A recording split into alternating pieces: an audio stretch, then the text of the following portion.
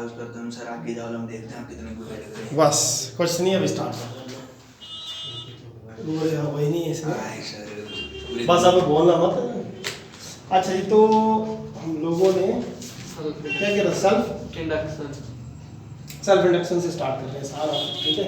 Self induction पढ़ेंगे और ठीक है। तो टॉपिक है हम लोगों का सेल्फ इंडक्शन या इंडक्टेंस, ठीक है।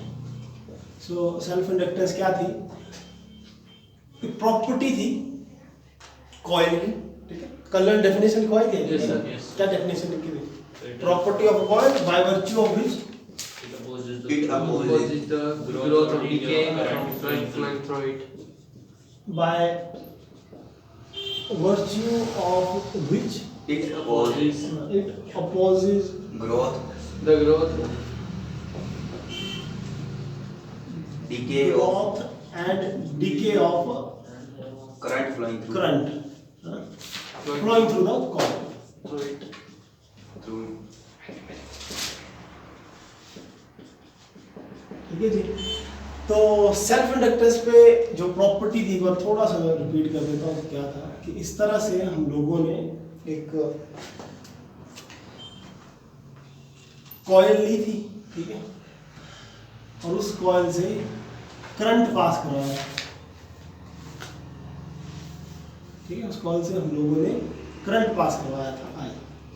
और प्रॉपर्टी क्या बोलती है, by virtue of which it opposes the growth and decay of current. तो जब मान लो मैंने स्विच ऑन कर दिया इधर से, ठीक है, स्विच ऑन कर दिया, की ऑन कर दी, तो इस बैटरी से करंट फ्लो होना स्टार्ट हुआ, तो करंट क्या लगा, इंक्रीज होने लगा ना। स्टार्टिंग में करंट क्या लगा, इंक्रीज होने लगा। लेकिन सेल्फ इंडक्टेंस क्या था, इस पर जैसे ही मैग्नेटिक फील्ड लाइंस बनी, तो लेंजिस लॉ के अकॉर्डिंग क्या होगा कि जो वो मैग्नेटिक फील्ड लाइंस क्रिएट करेगा, वो जब इसी से पास करेंगी तो इंड्यूस्ड ईएमएफ पैदा होगी, और उसकी डायरेक्शन कुछ इस तरह से होगी कि अपोज करेगी कॉज को जो इसको पैदा कर रहा है। तो इसको पैदा करने का कॉज था इस करंट का बढ़ना, इंक्रीज होना। तो वो क्या कर देगा, जो इसकी ग्रोथ है करंट की उसको रोक देगा, ठीक है, उसी करंट को रोक देगा। और रोकने का मतलब क्या हुआ कि मतलब ऑपोजिट डायरेक्शन में इंड्यूस्ड ईएमएफ पैदा होगा। तो सिंपल से शब्दों में सेल्फ इंडक्टेंस क्या है, सेल्फ इंडक्टेंस क्या होता है, वो ही coil magnetic field lines create करती है और उसी कॉइल पर इंड्यूस्ड ईएमएफ बन जाता है। और इंड्यूस्ड ईएमएफ की डायरेक्शन इस तरह की होती है कि अगर करंट इधर इंक्रीज कर रहा होगा, मतलब इस डायरेक्शन में जा रहा होगा, तो वो इस डायरेक्शन में आ जाएगी। तो अगर इस डायरेक्शन में कोई चीज आएगी तो इस करंट का जो इंक्रीज हो रहा है उसको स्लो कर देगा। और जब इस की को ऑन कर देंगे, ऑफ कर देंगे, तो करंट डिक्रीज करना स्टार्ट करेगा। जब करंट डिक्रीज करना स्टार्ट करेगा तो इंड्यूस्ड ईएमएफ की डायरेक्शन फिर से बदल जाएगी, वो इस डायरेक्शन में जाएगा। जब करंट डिक्रीज होना चाहेगा तो डिक्रीज नहीं होने देगा, जब करंट इंक्रीज होना चाहेगा तो वो इंक्रीज नहीं होने देगा। ये है सेल्फ इंडक्टेंस। सेल्फ से याद रखना कि उसी वायर पर पैदा हो जाता है, उसी कॉइल पर, जिस कॉइल से करंट जा रहा है उसी पर ईएमएफ का पैदा होना। एक म्यूचुअल इंडक्टेंस भी आएगी, आगे आएगी। तो इसी से एक छोटी सी ऑब्जर्वेशन या एक छोटा सा प्रैक्टिकल सा भी बनता है कि क्या ऑब्जर्वेशन करते हो। वो क्या करते हैं कि एक बैटरी का सेटअप लेते हैं, ठीक है, और एक से हम लोग लगा देते हैं इस तरह की कॉइल, जिसको इंडक्टर बोलते हैं, ठीक है। सोलेनॉइड पे क्या होता है ना, बड़ी एरिया ऑफ क्रॉस सेक्शन बड़ा होता है। अगर बड़े बड़े रिंग बनाए तो सोलेनॉइड होता है, लेकिन छोटे छोटे बनाए तो वो इंडक्टर बोलते हैं उसको, ठीक है। तो ये जो भी बात कर रहे हैं हम लोग इंडक्टर की कर रहे हैं। इंडक्टर की अपनी मैग्नेटिक फील्ड लाइंस होती है, और एक सेटअप पे लगा दी गई रेजिस्टेंस, और फिर इन दोनों के आगे लगा दिया गया बल्ब। बल्ब लगा दिया गया, इसको B1 मान लो, और स्विच ले लो एक, ठीक है जी। सो बैटरी जैसे स्विच ऑन किया, करंट चलना स्टार्ट हुआ। इधर आके करंट के पास दो रास्ते हैं, थोड़ा इधर से चलेगा और इधर से चलेगा, ठीक है। तो ऑब्जर्वेशन पे क्या आता है कि जैसे ही स्विच को ऑन करते हैं इस पूरे सेटअप पे, तो जो B1 बल्ब है ना, स्टार्टिंग में जब ऑन करेंगे, स्टार्टिंग में जब तूने ऑन किया ना स्विच, तो जो B1 बल्ब था और जो B2 बल्ब था, इसमें ये दोनों एक टाइम पे ऑन नहीं होते। इसमें क्या होता है कि B1 थोड़ा देरी से ऑन होता है, ये लेट ऑफ होता है, ठीक है, लेट ऑन होता है, और ये फास्ट हो जाता है, फास्ट ऑन। पहली ऑब्जर्वेशन ये आई। दूसरी ऑब्जर्वेशन क्या आई कि जब ऑफ किया, ठीक है, जब ऑफ किया, ऑफ मतलब ये आपने ओपन कर स्विच ऑफ, इधर से की, ये ओपन कर दी, तो क्या देखा गया कि जो B1 था वो लेट ऑफ होता है और ये B2 जल्दी। तो रीजन क्या आया? रीजन ये आया कि जो B1 के लिए रास्ता है करंट का, उस पर क्या है, उस पर इंडक्टर लगा हुआ है, और इंडक्टर क्या करता है, इंडक्टर पर मैग्नेटिक फील्ड लाइंस ज्यादा बनती है। अगर मैग्नेटिक फील्ड लाइंस ज्यादा बनेगी तो इस पर ईएमएफ भी ज्यादा होगी, जो लेंजिस लॉ के अकॉर्डिंग हो रहा है, इंड्यूस्ड ईएमएफ भी बनेगी, और इस पर नहीं बनेगी, रजिस्टर पे नहीं बनती। तो अगर इस पर ईएमएफ ज्यादा बनेगी तो क्या करेगा, करंट को अपोज करेगा तो लेट पहुंचेगा करंट। स्टार्टिंग में जब ऑन किया लेट पहुंचेगा, तो लेट पहुंचे तो बल्ब लेट ऑन हो रहा है, इधर फास्ट चेंज कर रहा है। सेम वे से जब ऑफ कर रहे हैं तो करंट डिक्रीज हो रहा है, लेकिन फिर से ईएमएफ इस पर जो होगी वो उसको डिक्रीज होने नहीं देगी, और इस पर फास्ट डिक्रीज होगा क्योंकि रेजिस्टेंस लगी है ना। हाँ, मेन रीजन यही आ रहा है कि इंडक्टर है और रेजिस्टेंस है, इंडक्टर पर मैग्नेटिक फील्ड लाइंस ज्यादा होती है एज कंपेयर टू रेजिस्टर, ठीक है। तो ये एक रीजन आ रहा है। इंडक्टर जो है इंड्यूस करता है करंट को, रेजिस्टेंस डायरेक्टली प्रोपोर्शनल होता है ना करंट के। हाँ, मतलब सिंपल रखो इधर माइंड में कि रेजिस्टर पर मैग्नेटिक फील्ड लाइंस नहीं बननी है और इंडक्टर वाले रास्ते पर मैग्नेटिक फील्ड लाइंस बनती है। क्योंकि इंडक्टर जो है वो आप लोग सोलेनॉइड की तरह इसको कंसीडर करो, क्योंकि सोलेनॉइड पर मैग्नेटिक फील्ड लाइंस बनती है, जो हम लोगों ने पिछली यूनिट में स्टडी किया है। तो ये आई एक्सपेरिमेंट आया सर क्या था? तो इसी पर एक चीज आती है और थोड़ा मैथमेटिकल काम करेंगे, तो वो क्या आता है कि जो फ्लक्स है that is directly proportional to current, ठीक है। क्या मतलब हुआ इसका कि जो फ्लक्स है, इन कॉइल पर जो फ्लक्स पैदा होगा, कब पैदा होगा, वो डिपेंड करेगा करंट के ऊपर। करंट को अगर इंक्रीज करेंगे तो फ्लक्स भी ज्यादा बनेगा, क्योंकि मैग्नेटिक फील्ड लाइंस ज्यादा बनेगी। अगर करंट को डिक्रीज कर देंगे तो फ्लक्स भी डिक्रीज होगा। तो इस करके मैंने लिखा कि phi is directly proportional to I. I क्या है? I is the current passing from this wire, और फ्लक्स क्या है? मैग्नेटिक फील्ड लाइंस कितनी पास कर रही हैं इस कॉइल से। जैसे ही इस डायरेक्टली प्रोपोर्शनल के सिंबल को हटाएंगे तो एक कांस्टेंट आएगा, एल से लिखेंगे, और ये जो है दैट इज कांस्टेंट, ठीक है। और इस कांस्टेंट को बोलते हैं कांस्टेंट ऑफ सेल्फ इंडक्टेंस, ठीक है।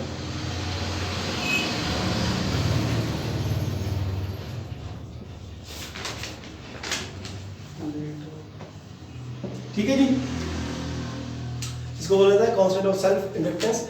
अब हम लोगों को ये पता है कि अगर फ्लक्स का रेट ऑफ चेंज कर दें तो वो ईएमएफ होती है अकॉर्डिंग टू फैराडेज लॉ, ठीक है। We know according to Faraday's law that induced EMF is equal to minus d phi by D t, ठीक है। तो अब इसी का हम लोग रेट ऑफ चेंज करेंगे तो ये बन जाएगा minus d over d t, और फाई की वैल्यू क्या है? एल आई, ये phi is equal to L I. तो इस पॉइंट पर पुट करें एल आई, ये बन गया E is equal to minus L आउट ले D I by D T. तो ये क्या है? This is the induced EMF. Important बात आ रही है, इंड्यूस्ड ईएमएफ ऑफ इंडक्टर है ये, आगे ये रिजल्ट यूज भी होता है, ठीक है। तो इंडक्टर पर कितनी इंड्यूस्ड ईएमएफ होगी? This much, minus L d I by D T. अगर पता ये जो इंडक्टर पर ईएमएफ पैदा हो रही थी ना, वो ईएमएफ कितनी पैदा होगी? वो होगी minus L d I by D T. L क्या है? कांस्टेंट है, कांस्टेंट ऑफ सेल्फ इंडक्टेंस, और D I by D T क्या है कि करंट का कितना चेंज हो रहा है विद रिस्पेक्ट टू टाइम। तो सेल्फ इंडक्टेंस जो इस पर पैदा होगी that will be equal to minus L d I by D t. चलो फाई क्या है? फाई फ्लक्स है, इसलिए फाई क्या है? फ्लक्स। और फ्लक्स क्या होता है? Number of magnetic field lines passing from this inductor. Clear हो रही बातें सारी? अब इसकी यूनिट होती है हेनरी, ठीक है? Unit of self inductance is Henry, HENRY। देखिए unit of self inductance is Henry.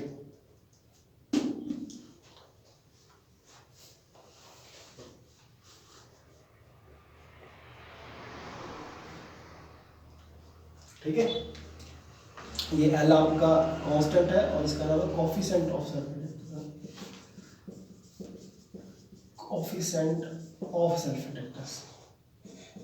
ठीक है, एल का नाम याद रखना, कोफिशिएंट ऑफ सेल्फ इंडक्टेंस। बातें क्लियर है कि डाउट है कुछ?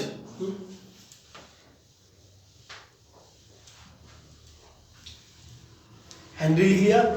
देन आप लोग एल की यूनिट्स बनाओ, डायमेंशनल फॉर्मूला बनाओ एल का। इस फॉर्मूले से ट्राई करो, E is equal to minus L d I by D t, coefficient of self inductance. L है कोफिशिएंट ऑफ सेल्फ इंडक्टेंस जो कांस्टेंट आया था, ठीक है?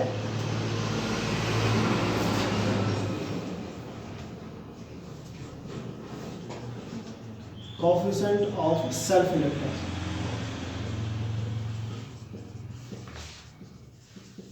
Coefficient of self inductance.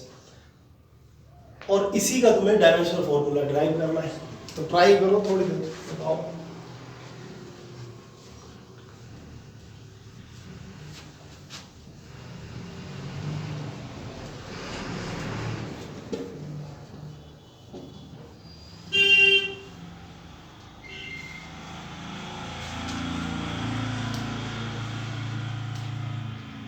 तो अगर थोड़ा इसको अरेंज करें तो L की वैल्यू क्या चलेगी? L is equal to induced EMF over d I by D T,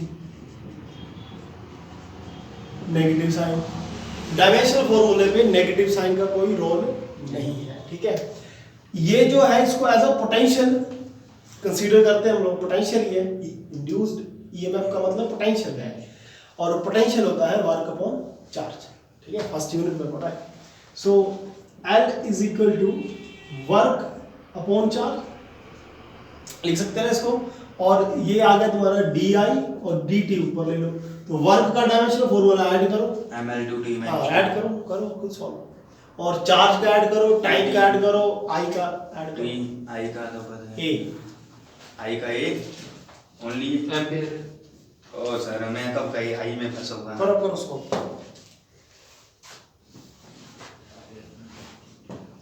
हो जाएगा ना? वर्क का ml/2 t-2 पता नहीं बात सबको? Yes, sir, yes. और t का तो t आ गया, चार्ज का थोड़ा दिन पहले यूज किया हमने, AT। और करंट का A सर m a इनवर्स स्क्वायर ये बनेगा जी m m A से तो ये cancel, no a inverse square A square जा रहा है कैंसिल, इनवर्स t से t कैंसिल, यस सर। ये बनेगा l square t-2 a-2। Yes sir यही है। सो ये बन गया ml/2 t-2 a-2, ठीक है जी? तो ये बन गया तुम लोगों का डायमेंशनल फॉर्मूला। यूनिट एल की यूनिट हेनरी, इंपॉर्टेंट है, पूछी जाती है यूनिट, ठीक है?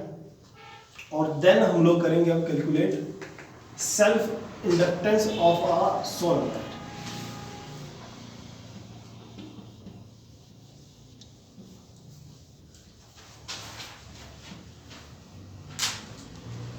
Self inductance of a solenoid.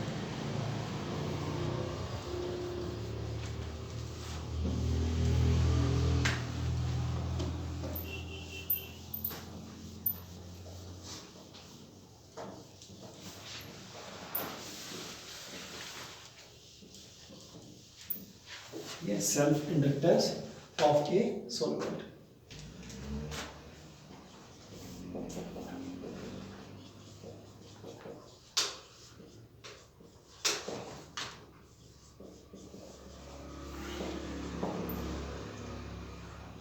तो एक सोलेनोइड कंसीडर कर लो, ये आ गया सोलेनोइड, ठीक है, इससे करंट पास कर रहे हैं आई, लेंथ है सोलेनोइड की एल, ठीक है, ए इसका एरिया ऑफ क्रॉस सेक्शन है। सो क्या टर्म है, आई क्या है, current from the solenoid, current from solenoid, current passing from solenoid, L क्या है, length of solenoid, important article है, आता है एग्जाम में, और A area of cross section, area of cross section of solenoid, ठीक है जी। अब काम है हम लोगों का एल, सेल्फ इंडक्टेंस, एल की वैल्यू कैलकुलेट करना। तो अभी तुम लोगों ने ना दो चीजें पढ़ी, देखो phi is equal to B A पढ़ा है ना, Yes. पढ़ा है फॉर्मूला फ्लक्स का, phi is equal to B A. और अभी तुम लोगों ने एक चीज पढ़ा कि phi is equal to L I भी होता है, किस केस में, सेल्फ इंडक्टेंस के केस में, अभी पढ़ा याद है ना, अभी पढ़ा फाई इज इक्वल तो फाई के दो फॉर्मूला हैं, बस इन दोनों को कंपेयर करेंगे और एल की वैल्यू कैलकुलेट कर लेंगे, ठीक है। सो इस फॉर्मूले के अकॉर्डिंग अगर मैं बात करूं, सो as we know flux is equal to BA and इस पर A तो एरिया ऑफ क्रॉस सेक्शन है, B क्या है, मैग्नेटिक फील्ड लाइन, और कौन सी मैग्नेटिक फील्ड लाइन आएगी, सोलेनोइड के अंदर कितनी मैग्नेटिक फील्ड लाइंस होती है, और ये आर्टिकल प्रीवियस यूनिट पे, ठीक है। सो रिजल्ट है म्यू नॉट एन आई ए, ठीक है, म्यू नॉट एन आई। So लिख लो, as we know magnetic field inside the, देखो as we know magnetic field inside the solenoid is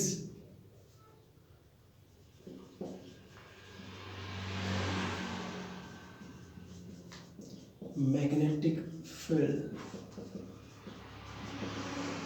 inside solenoid is, magnetic field का formula याद रखना, mu naught N आई, ठीक है। N क्या है, number of turns per unit length, लिख लेना, where N is equal to number of turns per unit length, ठीक है। तो फाई कितना बन गया, फिर फाई इधर से बन गया, phi is equal to B, B की वैल्यू आपने डाल दी म्यू नॉट एन आई, और ये ए आ गई, ठीक है। सो बात आ रही ना समझ, फ्लक्स कितना आ गया, बी ए होता है, ये फॉर्मूला पीछे से याद रखना पड़ना तुम्हें, आर्टिकल का म्यू नॉट एन आई, तो बी की जगह आपने पुट कर दिया mu naught N I A.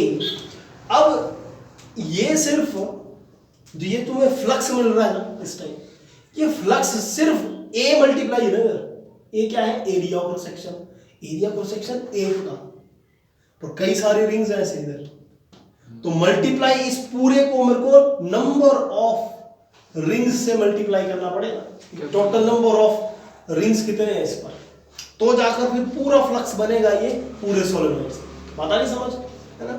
So total number of coils ले लेते हैं, टोटल नंबर ऑफ coils या rings in solenoid will be, n से लिख देता हूं टोटल नंबर ऑफ, और किस तरह की इक्वल होगी, एरिया ऑफ क्रॉस सेक्शन को आप लोगों को बताओ कैसे निकलेंगे टोटल नंबर ऑफ, n क्या है, number of turns per unit length ना, एक यूनिट लेंथ की नंबर ऑफ टर्न्स है n, और उसको टोटल लेंथ से मल्टीप्लाई कर दो, ठीक है। तो टोटल फ्लक्स कितना बन गया, total flux through solenoid, total flux बन जाएगा that is mu naught N I A into N. और इसको थोड़ा सा और सॉल्व कर लें तो mu naught N into N, N square I A L. किसी को इसमें डाउट चला तो बोलो, डाउट तो है कि कौन सी चीज कहाँ से आ रही है। एन की वैल्यू डालने की एन मल्टीप्लाई कर देना इसके साथ। और बताता हूँ और क्लियर है। देखो ये जो फ्लक्स मिला ना, ये फ्लक्स ए से मैं मल्टीप्लाई करो, एरिया ऑफ क्रॉस सेक्शन एक का है, एक रिंग का, पर ऐसे तो कई सारे रिंग होंगे। और इधर एन तुम लोग देख रहे हो तो number of turns per unit length, एक यूनिट लेंथ पे जितनी टर्न्स है उनका फ्लक्स आ रहा है ये, एक यूनिट लेंथ पे। लेकिन पूरी लेंथ पे कितने टर्न्स हैं उससे मल्टीप्लाई करना पड़ेगा। तो उससे मल्टीप्लाई करने के बाद टोटल नंबर ऑफ टर्न्स कितनी है, टोटल नंबर ऑफ कॉइल्स कितनी है, वो कैलकुलेट करने के लिए n इंटू एल करना पड़ता है। ये बात आ रही समझ, n इंटू एल, फिर वो इससे मल्टीप्लाई कर दी। तो ये बन गया फ्लक्स एक टाइप का। लेकिन अब हम लोग इसको यूज करेंगे as phi is equal to L I. So phi के लिए एल आई में पुट कर दो। सो इक्वेशन 1 बिकम्स 1 क्या बन जाएगी, L I is equal to mu naught N square I A L, I से I cancel, so L is equal to mu naught N square A L.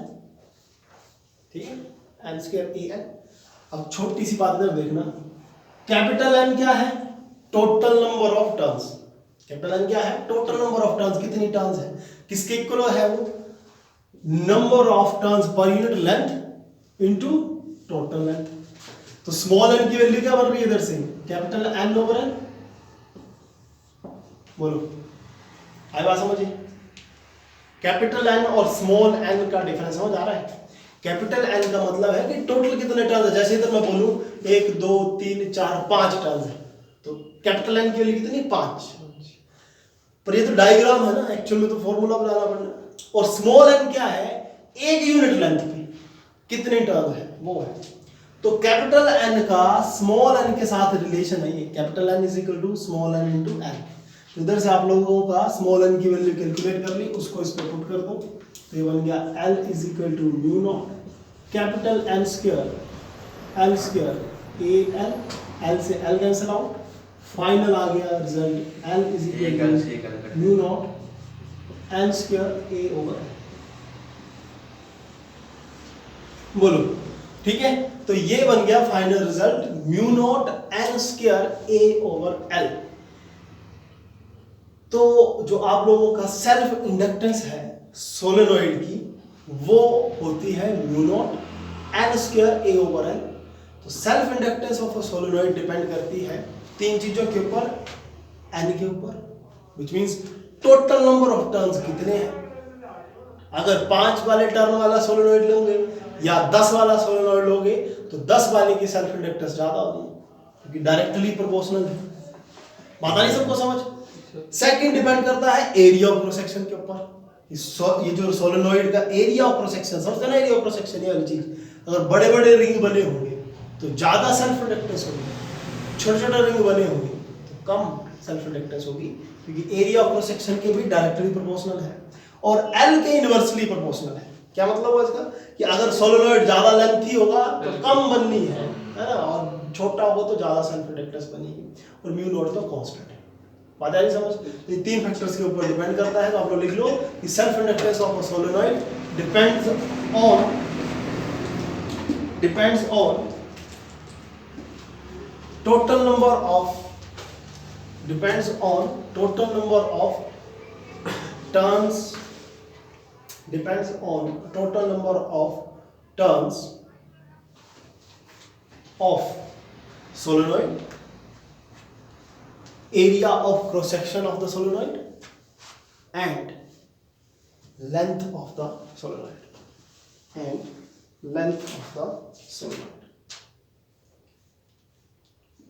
Doubt तो नहीं है इस पे? हाँ क्लियर है बात? क्लियर है सारा? क्वेश्चन पे कर सकते हैं कुछ न्यूमेरिकल इससे रिलेटेड देखते हैं कुछ मिले।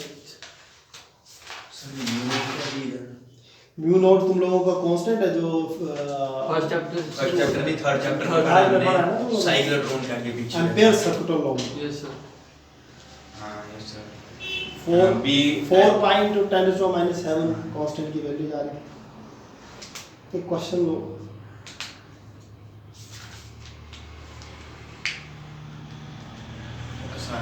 a coil has an inductance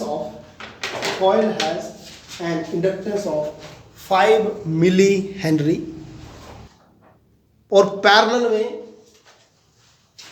में वोल्टेज सेम होती है, सीरीज में वोल्टेज की डिस्ट्रीब्यूशन होती है ना। तो इस केस में इंड्यूस्ड ईएमएफ डिस्कस कर रहे हैं और इंड्यूस्ड ईएमएफ का और वोल्टेज सेम ही बातें हैं, ये तो समझ आ रही है ना बातें। तो इसका मतलब ये हुआ कि अगर मैं दो इंडक्टर सीरीज में लूं L1 और L2, ठीक है, तो इस पर इंड्यूस्ड ईएमएफ कितनी होगी E1 और इस पर इंड्यूस्ड ईएमएफ कितनी होगी E2 और नेट इंड्यूस्ड ईएमएफ कितनी होगी सम, दोनों का सम। ये इक्वेशन आई समझ, सबको समझ आ रही है। और E और L का कोई रिलेशन तुम्हें पता हो तो ये रिलेशन में लिखा है E = -L di/dt। सो E की वैल्यू क्या होगी देखो -L di/dt और E1 की होगी -L1 क्योंकि इसकी सेल्फ इंडक्टेंस di/dt और इसकी क्या होगी -L2 di/dt। तो कॉमन क्या मिल जाएगा di/dt कॉमन, -di/dt कॉमन ले लो और क्या बचा L और इधर से भी di/dt कॉमन माइनस का और इधर क्या बचा L1 + L2। डाउट तो नहीं आ रहा जी किसी को? नेगेटिव से नेगेटिव कैंसिल आउट हो गया,